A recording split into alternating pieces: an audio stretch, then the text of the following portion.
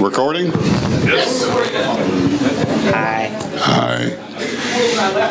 All right, boys and girls. We got everything set up for this. That's good. Tuttle-Brimstone, they've got a talk on BitCoin, the state of the BitCoin address. Is that it? Sure, whatever. Yeah, sounds good. I'm the one who filled out all the information on the webpage, which of course means I don't remember a damn thing. So We didn't practice, so we we didn't practice. No, I love that about you guys. Oh, yeah. Did you talk about it in the car? Can't No. feel the magic trick. That's it. Nothing in my hand or up here. So, anywho, has everyone been back and gone through registration and all that jazz? Everybody's got their lanyard and all that? Cool. Excellent, sir. Have you got are those all Outerz0ne ones? A couple of Interzone ones, too. A couple of Interzone. I don't know if I remember that one or not. No, I'm just kidding.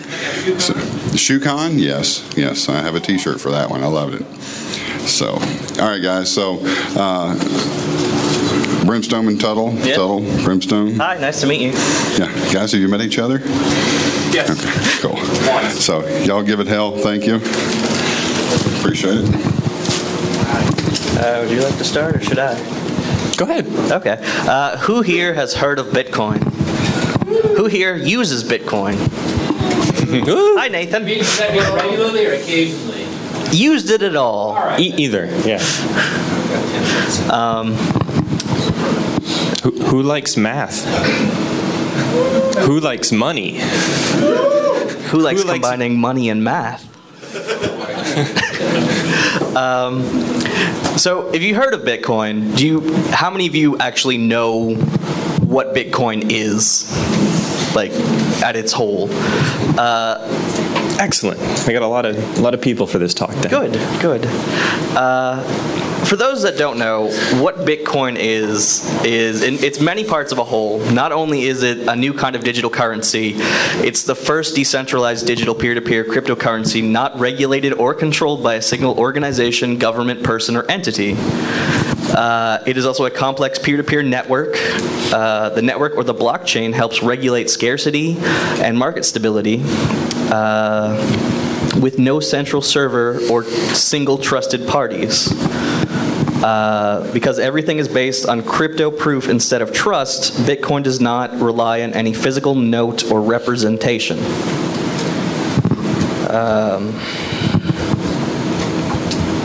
You can. Yeah, so standard currencies, right? Everybody can relate to the dollar that's in your wallet, right? That's backed by a government. This is really sensitive too.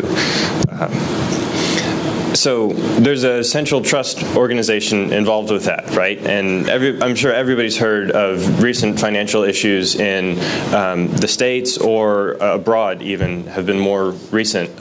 Cyprus, I think, has been the most recent one where the government has issued a stop on the banks or something was the detail behind that. They wanted to take money. But they controlled the money more strictly. People were grumpy about them taking their money. Yeah. So about 4.5 years ago, this one guy, Satoshi Nakamura, the John Smith of Japanese names, uses an anonymous Gmail account and speaks English like a native English speaker and proposes a decentralized currency where there isn't a centralized authority for controlling what the value is and who gets it and everything.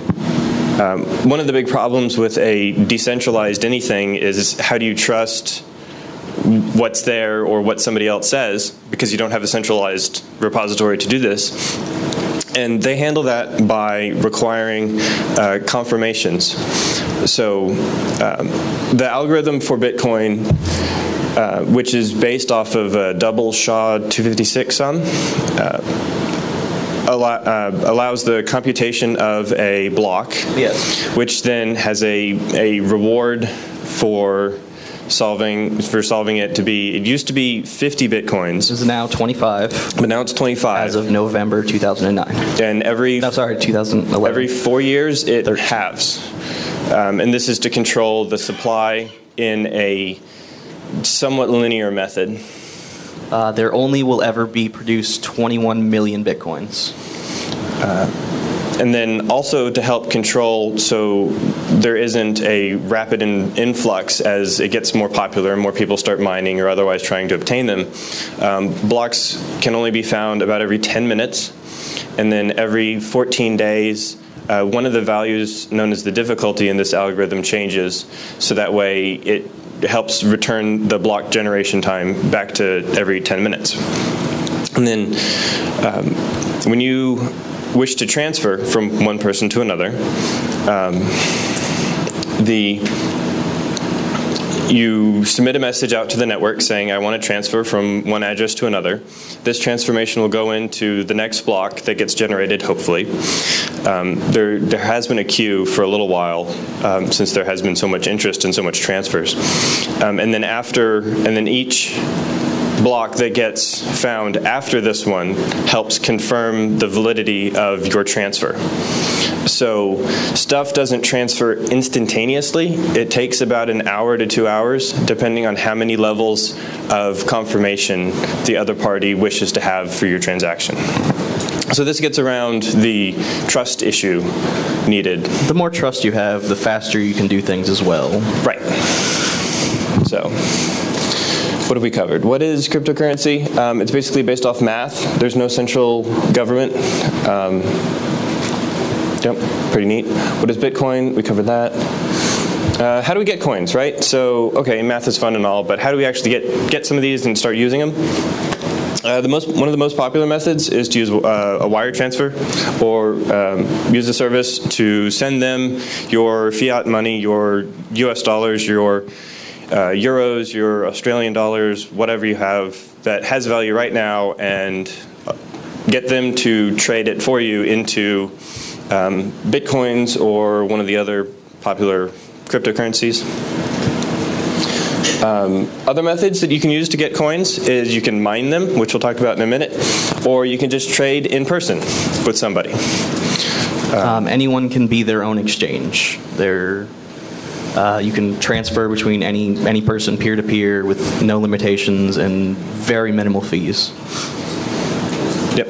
There is a request to put a fee on the transfers. So like when I transfer from me to Tuttle, I'll tack on a little bit extra as a fee, and that fee will go into the reward for the next block to help encourage the generation and the confirmation of our transaction and previous and future transactions. It's optional, I believe. Some exchanges and some clients enforce it, and some don't. So, if you see 0.0005 Bitcoin missing, it's probably a transaction fee in exchange. All right. So, where do I spend the coins, Tuttle? Where can I spend Bitcoins? You can spend the coins on many merchants. New ones are popping up every day. One of my favorite ones is Pizza for Coins. If you have, just spare Bitcoins lying around, you're hungry for pizza, you can send these guys an order for Domino's or Papa John's or whatever other pizza. And within regular time, you would expect a pizza to be delivered from the internet. You have Pizza for Bitcoins. You did this recently. How long did that take you? From clicking order to actually receiving the first slice? Like 3 minutes more than I would have if I used non-fake money. How did you tip? I tipped in cash. The delivery person sees it as a gift card transaction. So they don't actually know that I've been spending Bitcoins. Yes, sir. So, do you know, and you can tell me to wait until after the talk, we can take this offline, but how difficult is it for me to implement a Bitcoin gateway? So let's say I own an online e-commerce store like Ace Actware. We want to accept Bitcoins for transactions. You can do this today. But I'm saying, do you know of existing gateways that facilitate this rather simply, or do I need to go write my own? No, there's actually several. There's 2 or 3 merchant processing services for you where you can just say, I want to accept Bitcoin, and for this item, it's going to be $20 US, whatever that is in Bitcoins currently, because they're extremely volatile. And then they'll handle all of the rest of it for you. They'll say, here's the button, pay with Bitcoins. When you click that, it then hands off just like any other merchant payment. So I won't derail. Maybe I'll offline, then we'll chat. You can tell me who you know of or who you've heard of. Sure. Merchant processing. Even Etsy has an option for accepting Bitcoins as a payment option. Shop there a lot? Not on Etsy, no, but they have an option. If you want to follow along in your chairs or at home on the recording, fakemoney.biz, and we've got links to everything. You can go ahead and click on those and learn more. Okay. We'll try not to. Thanks for the advice. Okay, so now that you have coins, you've figured out how to spend them. They need a wallet first, I think. Yes. Everyone needs a wallet. I didn't cover that at all. No. Okay, right. So you need a wallet for your coins. You need a place to store your coins. Tell me more about wallets, Tuttle. Well, there are many different wallets. You can have a locally stored wallet. Bitcoin.org, I believe, has a wallet you can download for all platforms. You can use the reference client as a wallet. Yes.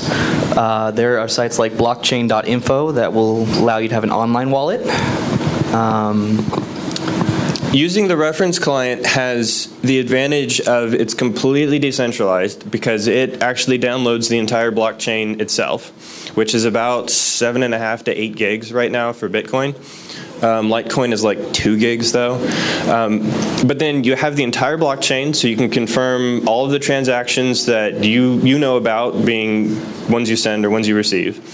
But it's huge, right? And it takes it about 8 hours or so to actually sync up and become usable. There's people that have figured out ways around this by hosting blockchains. Outerz0ne is one client that you can use and get started within a few minutes because they use a hosted blockchain. Now, they don't keep any of the transactions or any information about your wallet and your private information of your coins. They just use this hosted blockchain instead to figure out if your transactions are valid and confirmed. There's some other ones. You had mentioned blockchain.info. Blockchain.info hosts a wallet as well, which is very similar to the Outerz0ne in that it's a hosted wallet. The blockchain is hosted. All the private information is stored on your side. There are apps for your phones for wallets as well. Android and iPhone. Can you trust them? Can you trust anything? It's written in a lot of JavaScript, I believe. Yeah. So if you'd like to take the time to learn JavaScript and figure out their own code, read that, and then trust it yourself. Sure. I mean, if you want... Blockchain. How do you know it's really the blockchain? That's the trust you have. The question is, how do you know it's really the blockchain that they're hosting and not their own form of the blockchain? And that's the question. That's the trust line. You can trust their blockchain. There's instructions for using the reference client to download the blockchain and hosting your own version. It's more secure if you host it locally. But I mean, I think most people will trade that for convenience. Yeah, there's a convenience versus security in all things. If you want to host the reference client yourself and run it yourself, it's 8 gigs. It doesn't use a lot of bandwidth once that's actually been transferred. So you want to get into mining? Sure. One of the popular things is mining, because free money, right? All you have to Turn do electricity into money. Run a client, and you're making money. In the early days, you could use your CPU on your desktop and crank out thousands. 50 every 10 minutes. Yeah, 50 every 10 minutes. But yeah. I mean, pizza right now is about $17 on average. If you want me to get into the, I could tell you stories about pizza. Yeah, the current exchange rate for Bitcoins to USD on Mt. Gox, which is the most popular exchange that I've seen, at least, and they handle the largest volume, is like $140-something to a Bitcoin. But what we believe the first ever transaction for physical goods with Bitcoin was the $10,000 Bitcoin pizza, where someone on the Bitcoin Talk forums offered up 10,000 Bitcoins in 2010 for someone to order them a pizza online. At that point, it was worth about $40. Yeah, $40. That 10,000 Bitcoins was $40 total. At today's exchange rate, that's over $1 million. Yeah, so it's a highly volatile market too, as it is kind of new.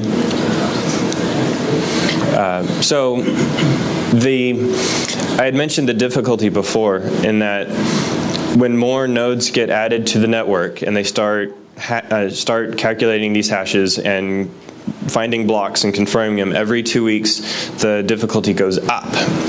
Well, usually goes up. It changes. Sometimes it goes down, but most of the time it goes up. And that makes it more difficult for the current CPU miners to continue. A little while ago, I actually have times and dates on this, I think. GPUs, ATI GPUs specifically, have a much better integer engine than NVIDIA GPUs. Those came around pretty quick after that, and they allowed people to get much faster hash rates. Instead of do I want to put 50 numbers on this? Yeah, it's like 50 to 80 mega hashes a second you can get on a standard quad-core GPU. Sometimes up into the 300s if you really push it. Yeah, that's a pretty beefy box though. Yeah. But with a GPU, you can get 300 to 500 mega hashes a second, and it's a much more energy efficient. Yeah. What's the relation between mega hashes and a block? How many hashes in a block? That's what changes, and that is the difficulty. And so how many mega hashes does it take to go into a block? That is the difficulty number. When difficulty goes up, it takes more mega hashes to figure out what the answer is to the next block. So people, of course, want to be able to find these faster and faster, because human nature, I guess. In early 2011, code for FPGAs, field programmable gate arrays, was released, which again increased the hash rate that one could own and decreased the power needed to drive these. So more money faster. And then in early 2013, after a ton of speculation, a Chinese company named Avalon actually released the first ASIC and started shipping it. And this is application-specific integrated circuits. Yep, this is as efficient as you can get, I guess, because it's an actual IC that computes SHA-256 twice for you. Have you guys looked at Butterfly Labs? Butterfly Labs is another company that's based out of Kansas City. They had they actually sell FPGAs, or they delivered on the FPGAs, but they have not delivered on any of the ASICs yet. Yeah, they were a little slow between announcement and delivery on the FPGAs, and they were also one of the more noisier voices about saying we have ASICs and everything. And they totally promise that they'll deliver tomorrow or next week. Yeah, they haven't actually shipped any yet, though. They've made that promise for over a year now that it's going to be next week. I saw the backlog for it. It's like it's crazy. It'll be like over a year in delivery from 6 months ago. But the only difference is the price for the ASIC. I mean, it's like 6 giga hashes for like. They can tell you they're selling you anything.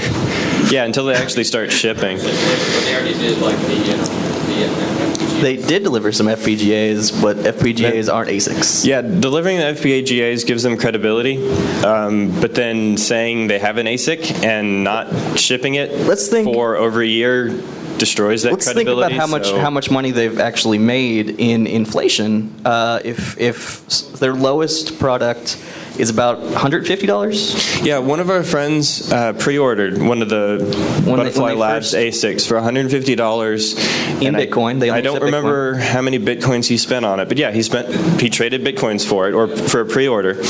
But nowadays, how much is those Bitcoins worth? He said that was worth, I think, It was a couple $1,000. $2.8, almost $3,000. Yeah, that just due to inflation alone on the Bitcoin.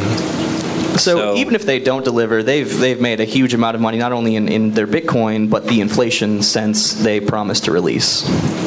Yep. So you right now at home could try CPU mining. If you want to, you can use Outerz0ne's CPU miner, which is a pretty optimized, assembly optimized version of a popular program, and that'll work okay, but difficulty is crazy high right now because China's shipping all these ASICs. So you're not going to do very well with that at all. It's some spare change. If you can cover your electricity, it's a couple dollars. Yeah, a if month. you're not paying for electricity, hey, that works, right? I mean, it's enough to order pizza at the end of the month. For a whole, you might be able to with the current exchange rates. That's why I like to come with Pizza Farm. It generates me pizza. Yay, pizza. If you have an ATI cards, a 4000 ATI HD 4000, 5000, 6000, or 7000, or newer, those will usually get anything you a with little bit faster. Over a gig of. Yeah, if you have more than a gig of RAM on the card, is one of the first things to look for. Mainly for one of the popular alt chains, they call them, alternate blockchains, is called Litecoin, and that is based off of the script algorithm versus the SHA-256 algorithm, and that is way more memory intensive. But right now there's only CPU and GPU miners for that, so the difficulty is fairly low, and you have good chances of getting free money. Their exchange rate is a couple dollars a Litecoin now. It was like 3 to 4. Yeah. I mean, it's gone from 2.5 to 4 this week. It's not bad. I mean, it's a little bit more profitable, if all things being equal, to mine Litecoin right now. Is it still? That varies, actually. I didn't include it here, but there's a site. Let me look here. Matt, questions? Yeah. Well, I was just going to ask. So you're talking about GPU processing. So I'm wondering if you guys, or if you know of anybody that's put together kind of a guide to building the least expensive but proven profitable, black box PC with a video card. I want to build a low-end PC that just generates Bitcoins as fast and as economically as possible. We're in the twilight of GPU. Yeah, that was good like a year and a half, 2 years ago. You're not really going to make substantial profit with GPU mining. About 6 months ago, I said, hey, why not? Let's put two 5850s in a rig, spend about $600 on it, which is more than I should have, total to get the thing up and running. It paid itself off in 6 months. We didn't, prices also went from $10 a Bitcoin to $140 a Bitcoin in the time. So, and those could hit in June 2011 is when it hit $30, and then at the August 2011 it was like $5 a Bitcoin. My Bitcoin wallet was like $8 per Bitcoin, so when I saw it was 140 something the other day, yeah. I was like, now it's worth something, right? It broke 100 on April Fool's Day. Yeah, so if you wanted to start mining now, I don't really have a good answer for you because some people have ASICs and they have a lot of hash rate, and some people have FPGAs. You may be able to get an FPGA or something off of eBay, but those are going to be about $1,000 or so, and the hash rate isn't that great. And the more compared to ASICs, but it does work. The more people that are acquiring the ASICs, the higher the difficulty goes up, and it's even less happy day for GPU miners. Yeah. So do the ASICs come with the entire chipset around it, or is it a chip that you get? They're usually Avalon sells a box you plug into the wall, and it starts making the Bitcoins completely. It's got the cooling, which apparently isn't one of the problems with the first batches, but it's got the up to 4 different cards. You buy at least one card in it, and you can put 2, 3, or 4 cards in it, and then you configure it with where to dump the coins once it finds them, or you can configure it to connect to a pool and do all that, which we can get into. Yeah, we should get into pooling. I was going to say, does Litecoin do yes. There's pools for all the coins, because it's not really pooling your resources or running a pool is independent of how the coin itself operates. I think anyone can start up a pool as long as you have trust. There's a couple of different pool service servers, I guess, that would use the reference client to generate blocks. So usually you would connect to the reference client and then say, give me the current values that I need to plug into the big equation to figure out what the next answer is. And then you'd start trying all the different possibilities of a couple of different values. Eventually you find when you win. You can solo mine too. Yeah, that is solo mining. It's just you and the... How do I mine with? Make this scroll. Never. It was so hard. There it is. Yeah. So you can, to get more profitable, or at least more predictable. Or roll the dice. Yeah, you can join a pool where somebody is running a service that hands out sections of the valid range, basically. So you're dividing up the work and turn dividing up the reward. The payout systems. Yeah, there's a couple of different payout systems, depending on if you want to just get awarded for the specific shares that you do. So every share that you turn in has a set value to it. You're done, which is like 8 or about 4 millionths or something to a Bitcoin right now. But then there's also like 7 million shares or something needed to find a block. Then there's also what the PP. That'd be PPS, paper share. There's DGM, which is double geometric method. I touch on that somewhere on here. This method offers a more predictable payout because when your pool has good luck and is finding blocks faster than needed, or faster than what the diff states you should be finding them at, the pool operators will save up some of that extra reward, so that way when the pool is not doing so well, they can pay that back out to the miners. And it's a more predictable, if you're going to go 24/7 and just mine continuously, that's a bit more predictable. Once you have the money and you have, or the coins, and you have them in wallets, another really fun activity is to speculate and trade them against fiat or other coins. It's very similar to Forex trading. It's a currency trading. You can even trade in and out of the Forex exchanges with Bitcoin. Yep. So exchanges work exactly like currency exchanges and exactly like wallets. You send the coins to an address that they provide for your account, and then swap back and forth. Watch the charts go up and down and panic and lose sleep. How does the ASIC know about the difficulty level? Like, does it have to be online? The ASIC yes, it has to be online. It gets work from the pool or from the reference client, and that's where it states the difficulty and the current values that it needs to compute the SHA-256 sum to find what values confirm that block. Want to cover anything else? I have my little story of the pirates and the... You want to read your story? Read your story. I'll read my story. I have a question about spending Bitcoin. Sure. It's an example. Yeah. Where the current rate of Bitcoin is at somewhere around $100. I understand there was a DOS attack last year that is affecting the price. But let's say I wanted to buy a pizza, but a coin is over $100. Are there partial Bitcoin? Oh, yes. How many...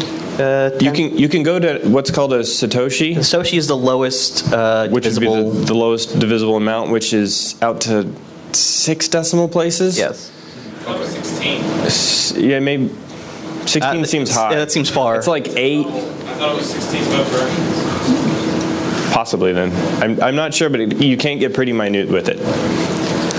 So yeah, you don't have to. Yeah, you don't have to think in whole coins. It does allow it to be divided many ways. Litecoins. Well, Litecoin was going to be the light version of Bitcoin because one of its major factors is that the difficulty was retargeted and recalculated 4 times as fast. Blocks should be able to be found 4 times as fast. They wanted to be a faster, streamer, lighter version of Bitcoin. They would also they're also currently trading at like $4 to a Litecoin as opposed to $140 for a Bitcoin. And then one of the big rebuttals to that is that Bitcoin can be divided so small, there's no reason to have another coin that's faster, and then speculation on all that. People like to... Any opposition to Bitcoin from any of the major financial institutions worldwide? Recently, a month ago, the FinCEN.gov, which is a U.S.-based financial group, passed regulation saying that if you wanted to trade virtual currencies to fiat currencies, you had to be licensed, which is something that would then happen at the exchange, or give them profit. Right. Yeah. That's the whole. That's them trying to regulate it. Not trying to shut it down, just trying to get their hand in the pie. Right. So yes, there has been some of that. It also it made it legitimate to trade like person to person or things like that. Yeah, I'm not sure on all the different it says requirements. Yeah, you're allowed to do this. Yes. So okay. It legalizes it. Right. So yes, the U.S. government at least has acknowledged it as legitimate, which is cool. What are we on time? Any other questions? How are we on time? 30 minutes? Oh, okay. Excellent. So we can just bullshit. We could just bullshit. But, you know, Yes. all right. Read your little story I'll read there. my little story I wrote about pizza and pirates and profiteers, but we've covered most of it. One could rightfully assume that anything could have gotten the ball rolling on Bitcoins. Little bits of ones and zeros being worth anything more than the pixie dust that they're printed on. Some think it was a pizza, a $10,000 Bitcoin pizza worth over $1 million in today's exchange rate. You can see the current exchange rate of that pizza on Outerz0ne. They have a pizza tracker along with other commodities like oil and gold.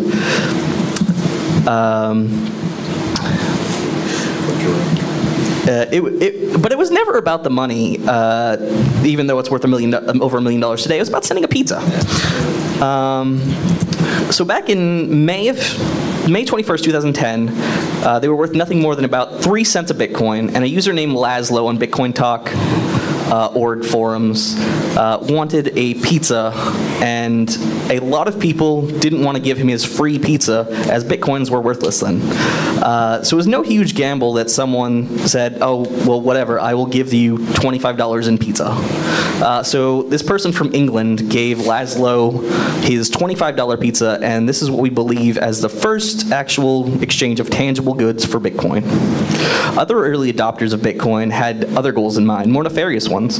Deep down in the dark, vast maelstroms of the darknet, beyond 4chan, where anything goes, the humble Bitcoin was being offered for hitmen, prostitutes, and a cacophony of other seedy acts. But from beyond the anarchy came a black market with ease of use of Amazon, knockoff forgeries, and even fake mustaches. All kinds of goods to be found on Silk Road. Run by a mysterious figure known only as Dread Pirate Roberts. From its start, speculators have believed that the majority of Bitcoin has been funneled through Silk Road at one time. People have speculated that it had at one point encompassed 50% of all Bitcoin transactions, but that's speculation. From the darkness of the deep web, move on to the gold rush that not only pushes Bitcoin along, but is the building block that it relies on, miners. In the beginning, mining was easy, a few spare cycles, throwing hashes at things. You could do it with a CPU, but you could do it with more CPUs. With time, the value of Bitcoin rising led way to GPU miners, then clusters of GPU miners to render farms to gather their Bitcoin. Step 1, gather your Bitcoin. Step 3, profit. Whoever has the biggest shovel gets the most gold. Bigger systems arise from FPGAs and onto the ASIC with the promise of the horizon of easy money. What does the sly shark businessman do? Invest in a impossible machine to crunch numbers and sell it for bank, or pretend you have the magical machine, pre-sell Bitcoins, and Scrooge McDuck it all of your inflation vault? The answer is actually both. Avalon invented an impossible machine, and Butterfly Labs sold a promise, both for making out like bandits. Now you can talk about other things. I told my story. Got any questions? Yes. In the back? Yeah, so you're starting to hear about some malware that's circulating that's basically using botnets to get distributed compute power to work on these work units. So what's the potential for mayhem here on the system? The mayhem on the Bitcoin system or the user system who's now fallen victim to malware, which is mining Bitcoins for him? We can cover all the aspects of it. I mean, if a malware wanted to take over the system, it would need over 51% of all computing power on the blockchain. Yeah, so if you had 51% of your own blockchain, you could use that to compromise the current blockchain and invalidate all previous valid transactions. There's some weird stuff going on there. People speculate that if someone had all that power, they might as well just use it to mine Bitcoin. Yeah, because that's a crazy amount of power to get 51% of what's already currently been mined for 4.25 years. There are a lot of malware, viruses, etc., which do use your machine as a Bitcoin miner, be it for either the CPU or the GPUs. I think there was a Reddit post actually where one guy was willing to talk about what he had done to create such a thing. We'll have to find that link. Yeah, it wreaks havoc on the system, like any malware does. I think this guy took steps to make sure that it wouldn't be traced or wouldn't be noticed as long as possible, but he was still making bank on that. Yeah. As far as wreaking havoc on the Bitcoin system itself, we're seeing the DDoSes in exchanges. Yeah, there's over the last 2 or 3 weeks, now that Bitcoin has been receiving more attention and gotten more popular, there have been a number of DDoS attacks on either exchanges or the pools themselves, trying to prevent people from mining, I guess. I'm not really sure the intended outcome, or the end goal of this. It could be to mess shit up, or they're removing power from the network hash rate, so difficulty is not going to rise as fast, could possibly go down even. Yeah. Which I guess is what they're trying to do. At this point, it's all speculation. No one really knows what their end goal is, or who's attempting it. Was that adequate enough? Any other questions? It's 8 digits, by the way. It is 8? Yeah. So the smallest number that a Bitcoin can be divided into is 8 decimal places? Thank you. All right. Could you describe race conditions in mining? Yeah, so there's this fun thing called an orphan race, which happens every now and then with when you're mining or, two independent parties can discover a possible solution to the next block at about the same time, or more importantly, before one knows that the other one discovered it. So every now and then, the blockchain actually forks on the end because there's 2 possible blocks. And that's where it gets odd, because the orphan race now is to figure out which block will be propagated around the network fast enough so that way other people build off of their block instead of their opponent's block.